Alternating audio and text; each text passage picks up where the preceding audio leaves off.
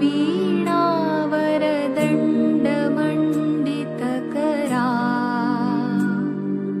या श्वेतपद्मासना।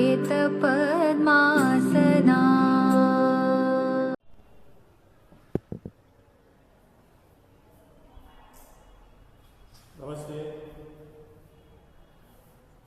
पाठ 10 वलयની અવકાશી સભા ધોરણ 7 ની અંદર આપણો આ અંતનો પાઠ છે।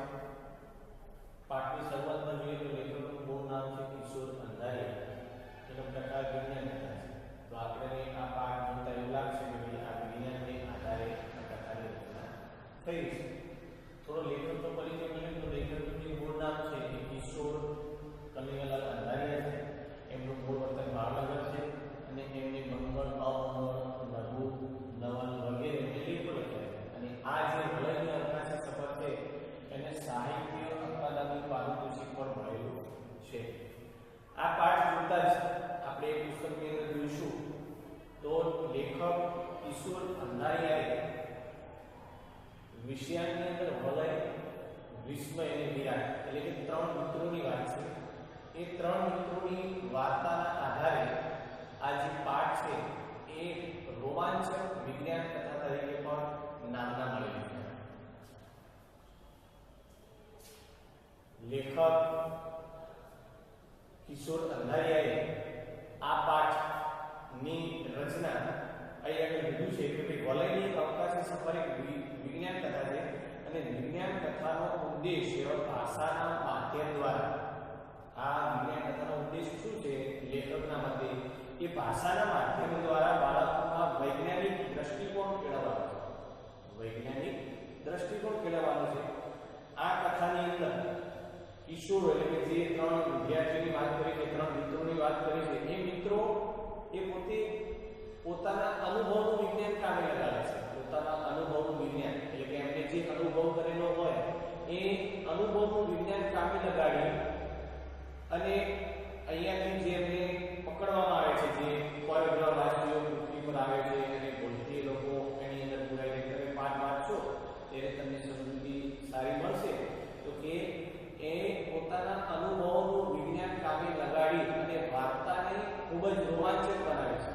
તો જ્યારે આ પાઠ આપણે વાંચશું એ પાઠ વાંચતાની સાથે જ અહીંયા લેખકે ખૂબ સરસ વર્ણન કર્યું કેવું કે ઉનાળાનું વેકેશન પડી ગયું છે અને કહેવાય કે ભાઈ મે અને જૂન વચ્ચેનો જે સમયગાળો હોય એટલે રાત્રિના સમયમાં તમે ધાબામાં સૂતા હોય અને કેવું આકાશ સ્વચ્છ હોય ને આકાશ સ્વચ્છ હતું। 3 મિત્રો કોઈ એક મિત્રને ત્યાં રોકાયેલા હતા રાત્રિના સમયે અને એ રાત્રિના સમયે એમને એક નજર એનો અત્યારે જે મિત્ર છે નજર પડે છે, કંઈક લાલ ટપકું દેખાય છે, નીચે આવે છે, યામ આવે છે, બધા મિત્રો તેને જોવાની ઉત્સુકતા બતાવે છે। જેવા તે આગળ જાય છે તો એ લોકો એની અંદર પુરાઈ જાય છે। પુરાવાથી પછી એમને એવું લાગે છે કે આપણે પકડાઈ ગયા છીએ।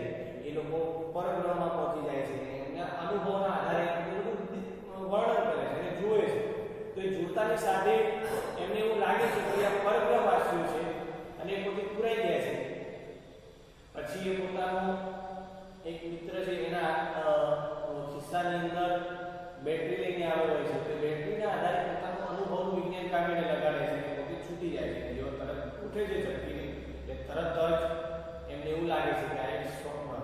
તો આ એક સ્વપ્નના આધારે લેખક કિશોર અંધારિયાએ આ જે પાઠ છે એ પાઠનું તમે વાંચન કરશો તો આપણને ખૂબ સરસ લાગશે।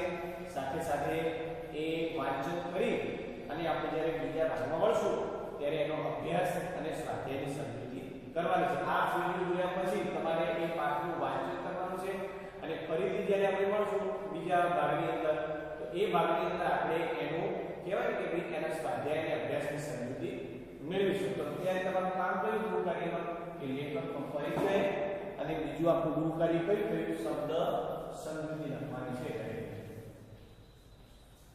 શબ્દ સમજૂતી લખવું તો આનું કામ કયું થયું? આપણું શબ્દ સમજૂતી કરેલી લખવી લેખકનો પરિચય। બીજા ભાગમાં આપણે અભ્યાસ અને સ્વાધ્યાય સમજૂતી મેળવીશું। નમસ્કાર।